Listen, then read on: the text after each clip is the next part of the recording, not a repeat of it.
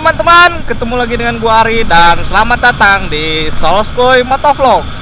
Ayolah kuy, masa iya enggak kuy? Ya enggak? Ya dong. Ah itu.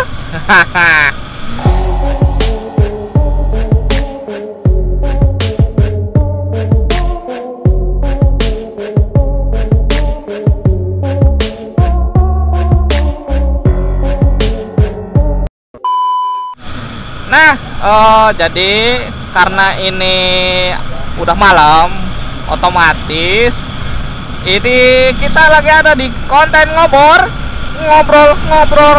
horor. Anjay tuh. Makanya Masya Allah. Nah, di konten ngobrol yang pertama ini gua balik dari kerjaan biasa. Karena ya siangnya kerja gitu, jadi ya bisa lah kalau misalnya siang sih paling gua ngevlog pas lagi senggang aja gitu. Tapi kalau malam gua banyak banget waktu, makanya itulah salah satu kenapa gua pengen mencetuskan ngobor gitu, karena ya gua bisa ngevlog pas malam. Ya meskipun kualitas kameranya insya Allah bagus. Mudah-mudahan kalian suka gitu ya. Nah, di ngobor yang pertama kali ini gua mau bawain cerita soal pengalaman, bener-bener pengalaman gua pada tahun sekitar 2017 sampai 2018 gitu. Gua pernah ngalamin kejadian horor ketika lagi di jalan. Iya. Ketika gua lagi main sama saudara, sama adik-adik gua dan sepupu gua. Itu tepatnya di daerah Tasikmalaya lah. Sebenarnya kalau menurut gua sih ini pengalaman serem ya. Cuman nggak tahu kalau buat kalian itu estimasi serem kalian tuh seperti apa. Jadi kalau gue sih cuman pengen ceritain emang pengalaman horornya gua gitu, yang kejadian ya melibatkan fisik lah gitu. Anjay. Jadi ceritanya awalnya gua sama saudara gua itu dulu pas hari Kamis ya, kebetulan malam Jumat, dan waktu itu gua sama saudara gua nggak ngeh itu hari Kamis gitu, karena ya namanya juga anak muda gitu, kadang-kadang nggak pernah ngelihat hari gitu, ya udah main-main aja gitu. Nah, gua pas hari Kamis ya berarti malam Jumat sama saudara gua tuh pada pergi main ke Gunung Galunggung.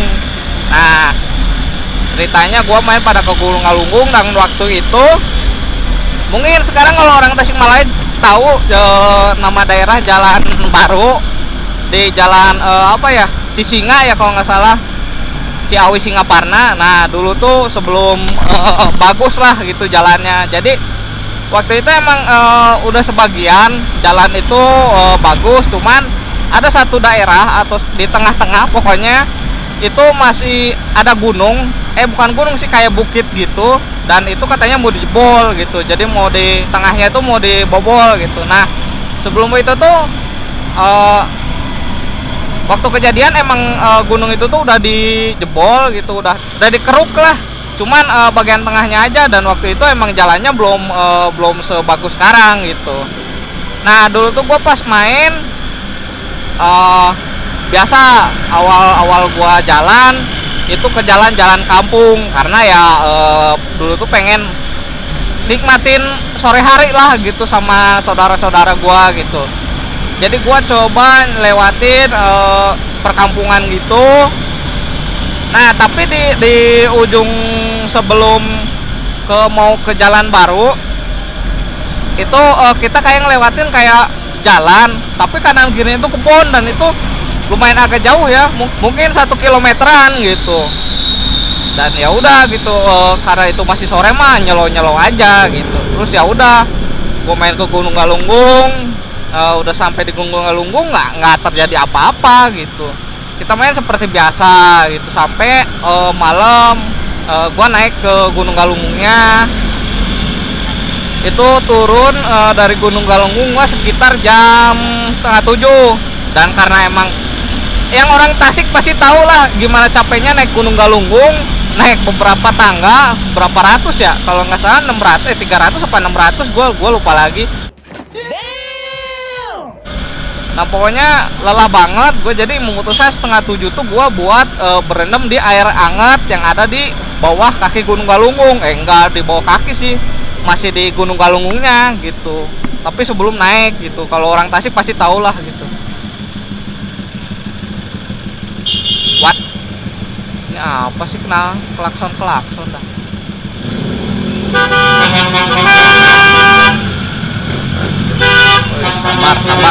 Sabar.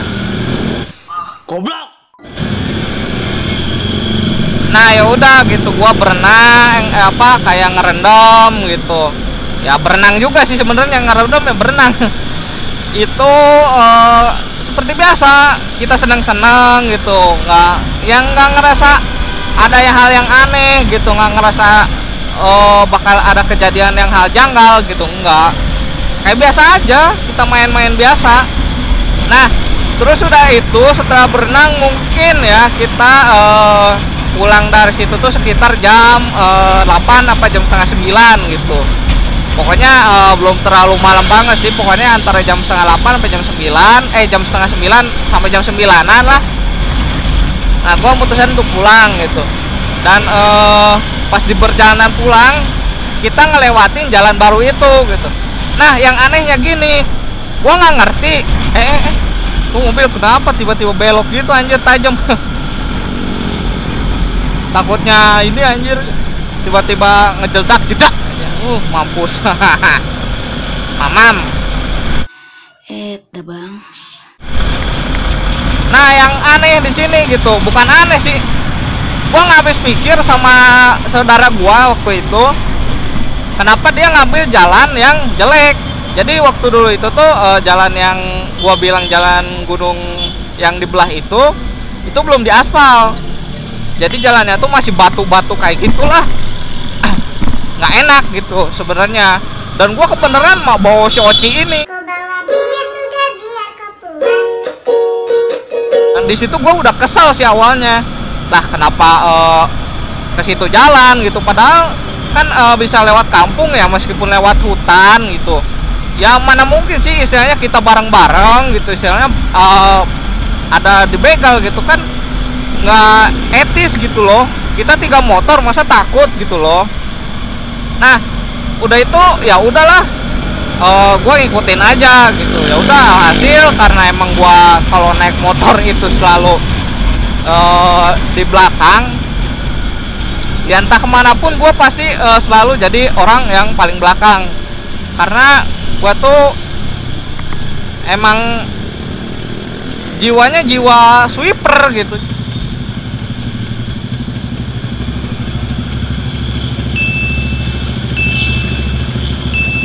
Yat nerobos lampu merah, mantap. Goblok. Terobos ae. Ngejeldak pangger nyari memane.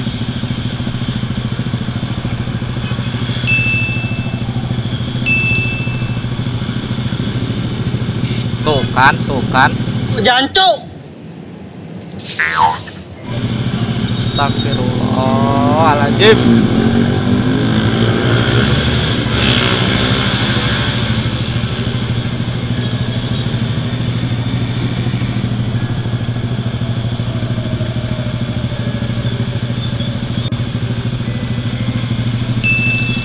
Astagfirullah.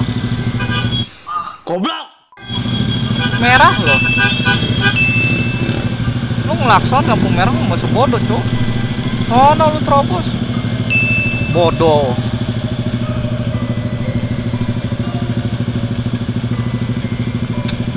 Aduh, orang-orang ya nggak punya otak apa ya?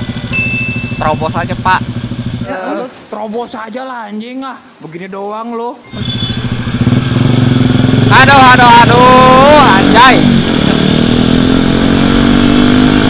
Oh, keluar. Ini apa ya, gimana ya ngomongnya anjir. Gue paling gak suka sih ngelihat orang nerobos lampu merah kayak gitu. Ya meskipun buru-buru gitu, tapi ya jangan ngebahayain diri lu sendiri lah cuy. Anjing tadi banyak banget yang nerobos lampu merah, goblok. Lu kalau udah jatuh, lu kalau udah ketabrak mah anjing yang sakit lu bodoh. Suka pengen marah gua kalau yang nerobos lampu merah.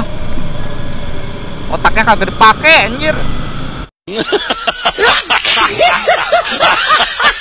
Nah, ya udah gua di belakang jalan gitu. Dan alhasil awalnya nggak ngerasa ada yang aneh atau ada masalah gitu, gua nggak ngerasa kayak gitu, nggak, ya biasa aja, ya udahlah gua nerimain gitu. Daripada gua puter balik, ya gua takut gitu, karena ya jujur itu namanya juga lu gunung dibelah gitu, otomatis kan panjang banget tuh, hampir sekitar 2 km. Dan kalau gua puter balik sendiri, ya enggak, sebenarnya gua ngebonceng sepupu gua, cuman waktu itu ya udahlah, daripada gua balik lagi ntar makan waktu lama lagi gitu. Ya udah gua hasil ikut aja. Dan di tengah perjalanan mungkin nggak tahu sih, kalau kata adik gua tanyakan itu juga sekarang masih katanya masih angker gitu. What? Angkernya itu kenapa? Katanya banyak mobil yang nggak tahu, kendaraan di situ banyak yang tiba-tiba kayak nggak kuat aja gitu naik. Padahal kalau dilihat-lihat mobil itu ya kalau ke situ ya naik-naik aja, cuman kadang-kadang katanya ada mobil yang nggak naik di situ, nggak tahu kenapa. Jadi ngerasanya kayak berat gitu katanya adek gua sih gitu, cuman nggak tahu sih benernya apa enggaknya. Karena gua semenjak tinggal di Tangerang ini jadi ya jarang gitu ngedengar kabar-kabar atau lihat-lihat kabar di Tasik, itu jarang banget, Cuk. Ya paling ngedengar kabar dari adek gua. Iya. Nah udah itu di tengah perjalanan, katanya di jalan situ yang angker, tiba-tiba motor gua tuh nggak tahu kenapa kayak gimana ya, kayak stuck aja gitu loh. Itu padahal masih di bawah cuy, belum naik sama sekali, belum ngegeber lah gitu. Kalau misalnya ditanyakan kan kalau misalnya motor stuck kayak gitu ditanyakan ya masih mending. Ini nggak tahu kenapa masih di bawah, tiba-tiba motor gua tuh kayak ada yang narik gitu loh. Ini betul. Bener, berat banget cuy. Anjay, di alun-alun Tangerang. Hai. Nice. Jadi motor gua tuh serasa ada yang apa ya, ada yang megangin gitu. Gak ngerti gua, itu motor padahal motor 150 cc dan harusnya tuh motor naik gitu ya, meskipun itu jalan jelek seenggaknya gitu. Soalnya gua mainin kupling gitu loh, nggak mungkin lah motor istilahnya nggak bisa nanjak. Kalau ini seolah-olah motor gua tuh kayak yang selip gitu. Dan nggak tahu kenapa kalau emang misalnya motor selip harusnya ya stuck aja di situ. Nah tapi ini motor gua tuh tiba-tiba selip tapi kayak ada yang narik dari belakang. Alhasil gua tuh kayak ketarik aja gitu, sampai dimana gua ngelihat kaca spion dan gua ngelihat saudara gua yang namanya Ucup. Gua ngebonceng saudara gua itu kayak ditarik gitu loh cuy. Lu gimana sih kalau misalnya lu duduk di belakang terus lu ditarik gitu sama orang? Kayak gitu cuy, gua ngelihat sampai dia turun. Karena gua panik juga, udah gua suruh si saudara gua ini suruh lari aja gitu ke depan. Dan hasil karena adek gua udah pada duluan, udah pada di atas. Nah si Ucup ini tuh lari gitu, manggil-manggil adek gua gitu. Dan ya adek gua ngedenger, alhasil mereka ngelihat gua dan mereka pada turun gitu. Bang.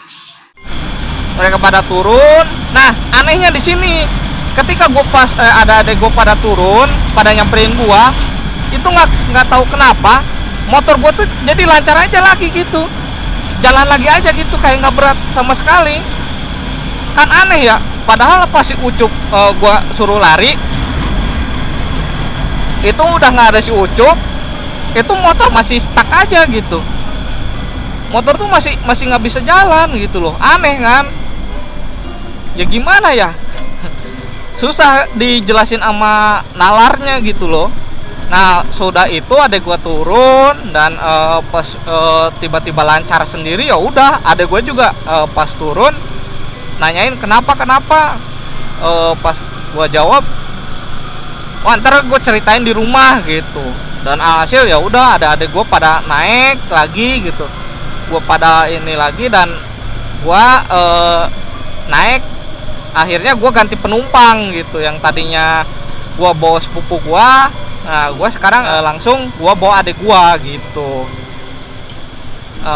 Kata dia tuh supaya aman lah, soalnya adek gue yang gue boncengin itu katanya dia bisa ngelihat makhluk-makhluk yang kayak gitu.